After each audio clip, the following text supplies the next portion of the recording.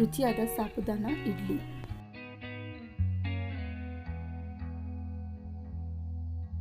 ಅರ್ಧ ಕಪ್ಪು ನೈಲಾನ್ ಸಬ್ಬಕ್ಕಿ ಇಂದಿನ ದಿವಸ ರಾತ್ರಿ ನೆನೆಸಬೇಕು. ಕಪ್ಪು ಬಾಂಬೆ ರವಾ ಅಥವಾ ಉಪ್ಪಿಟ್ಟು ರವಾ. ಇಂದಿನ ದಿವಸ ನೆನೆಸಿದ ಸಬ್ಬಕ್ಕಿಯನ್ನು ರವಾದಲ್ಲಿ ಹಾಕಬೇಕು. ಅರ್ಧ ಕಪ್ಪು ಸಣ್ಣಗೆ ಹೆಚ್ಚಿದ ಸಬ್ಸಿಗೆ ಸೊಪ್ಪು, 1 ಕಪ್ ಫ್ರೆಶ್ ಮೊಸರು, ರುಚಿಗೆ ತಕ್ಕಷ್ಟು ಉಪ್ಪು. ಎಲ್ಲ ಚೆನ್ನಾಗಿ ಕಲಸಿ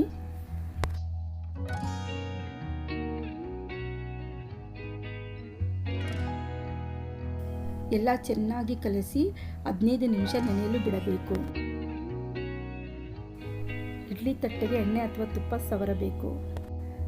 15 ನಿಮಿಷ ಆದ ಮೇಲೆ ಇಡ್ಲಿ ಹಿಟ್ಟಿಗೆ ನೀರು ಹಾಕಿ ಹದ ಸರಿ ಮಾಡಬೇಕು.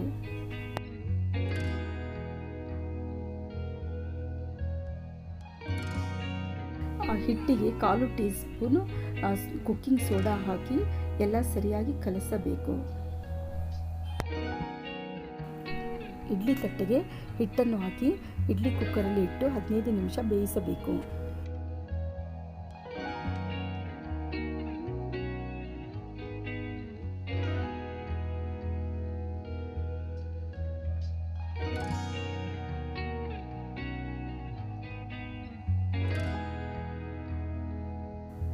ಹದಿನೈದು ನಿಮಿಷ ಆದ ಮೇಲೆ ರುಚಿಯಾದ ಮಿದುವಾದ ಇಡ್ಲಿ ರೆಡಿಯಾಗುತ್ತದೆ. ರುಚಿಯಾದ ಕಾಯಿ ಚಟ್ನಿ ಜೊತೆ ಸವಿಯಬಹುದು. ಚಟ್ನಿಯ ರೆಸಿಪಿಯನ್ನು ಡಿಸ್ಕ್ರಿಪ್ಷನ್ನಲ್ಲಿ ಹಾಕಿದ್ದೇವೆ, ಅದನ್ನು ಚೆಕ್ ಮಾಡಿ ನೋಡಿ.